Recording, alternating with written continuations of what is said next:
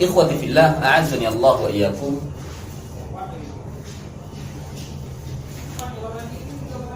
Ayat yang kita senantiasa dengungkan, yang senantiasa terdengar di telinga, berkaitan dengan puasa dan bulan Ramadan adalah surat Al-Baqarah ayat 183.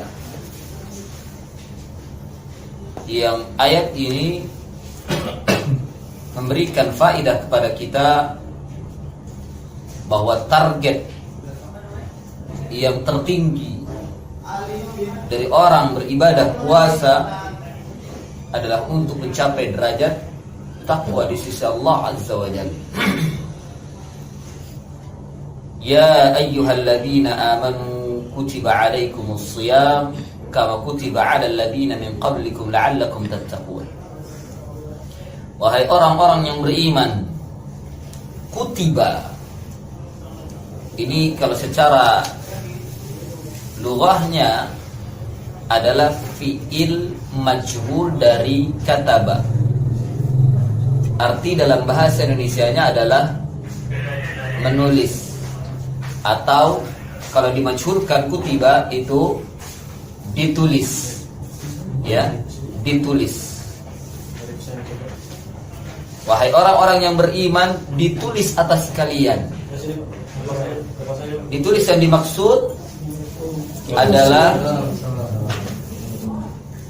ditulis di Lauh Mahfuz, ketetapan syariat pada umat ini dan umat-umat sebelumnya, yaitu diwajibkan atas kalian berpuasa. Ya, diwajibkan atas kalian berpuasa. Oleh karena itu Abdullah bin Abbas radhiyallahu an memberikan tafsir kalimat kutiba langsung wujiban, furidha, diwajibkan atas kalian tanpa bertele-tele. Karena kalau kita kembalikan kepada bahasa, maknanya adalah ditulis. Ya, maknanya ditulis. Tapi langsung ditafsirkan oleh Abdullah bin Abbas, kutiba ay wujiba ay furidha, diwajibkan atas kalian as-siyam, berpuasa, kama kutiba, sebagaimana yang juga sudah ditulis kepada orang-orang sebelum kalian, 'alal ladzina min qablikum, kepada orang-orang sebelum kalian, yakni sebelum datangnya Islam, sebelum datangnya Islam, Yahudi dan Nasara, atau umat-umat nabi-nabi terdahulu dari Ibrahim, Musa, Isa sampai Nabi kita Muhammad sallallahu alaihi wasallam, mereka pun diwajibkan untuk berpuasa. Allah tuliskan, Allah tetapkan atas mereka untuk berpuasa. Mungkin yang jadi persoalan, kenapa kok kita di zaman ini, di akhir zaman ini, kita tidak melihat bekas-bekas ibadah mereka berpuasa? Seolah-olah mereka tidak disyariatkan untuk berpuasa, padahal Allah mengabarkan mereka pun diwajibkan untuk berpuasa. Kemana? Ketahuilah bahwa syariat mereka telah dirubah. Syariat mereka telah dirubah oleh orang-orang yang tidak bertanggung jawab di dalam agama mereka, dari kalangan munafikin. Ya, konon dijelaskan oleh Imam Ibnu Katsir rahimahullahu taala tentang ibadah siyam mereka itu, jangankan mereka, kita pun mungkin tidak sanggup untuk melaksanakannya karena saking begitu beratnya. Ya, konon puasanya ahlul kitab itu, puasanya orang-orang Yahudi, ya, itu 50 hari. Puasanya Nasara 40 hari. Puasa kita berapa hari? 29 atau 30. Kalau digenapkan menjadi 30 hari. Beda 10.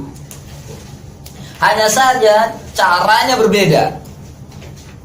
Konon puasa mereka, ya, naam, berbuka pada setiap terbenam matahari. Bahkan sebagian yang lain menyatakan berbukanya mereka itu saat melihat bintang. Bukan hanya terbenam matahari, tapi kalau sudah muncul bintang gemintang baru mereka berbuka. Kalau kita terbenam matahari berbuka, mereka itu melihat bintang gemintang. Kalau terbenam belum tentu dia berbuka, karena mungkin belum tentu terlihat bintang ke bintang. Tapi mereka bila sudah terlihat bintang maka mereka berbuka. Kemudian saat mereka sampai mereka tidur, mereka buka, makan dan minum sampai mereka tidur.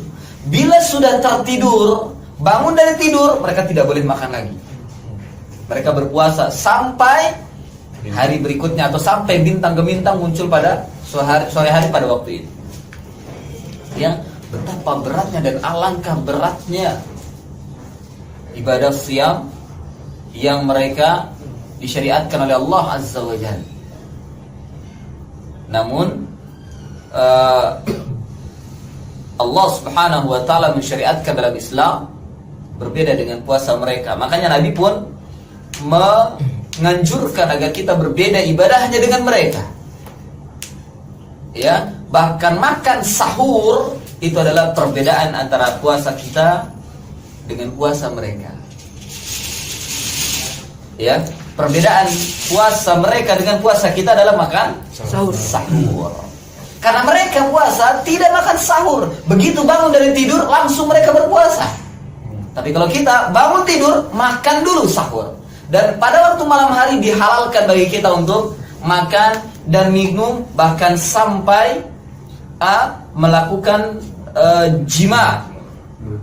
Ya, yatamatta bersama dengan istri kita. Tapi mereka tidak diperkenankan. Setelah tidur maka mereka sudah tidak diperbolehkan lagi mereka untuk makan dan minum, apalagi jima. Bangun dari tidurnya mereka langsung berpuasa. Betapa susahnya ibadah mereka. Namun Allah Subhanahu wa taala memudahkan ibadah kita dengan diawali makan sahur. Bahkan ada batas bolehnya makan dan minum sejak terbenam matahari sampai terbit fajar. Mereka tidak.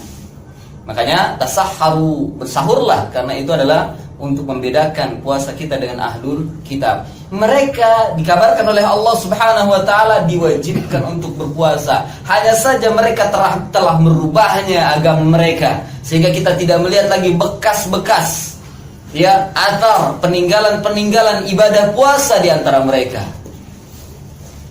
Ya, sudah dirubah dan dihapus. Mereka sendiri yang menghapus syariat siam, bukan Allah Azza wa Jalla. Makanya mereka ini dimurkai sebagiannya dan disesatkan oleh Allah agamanya.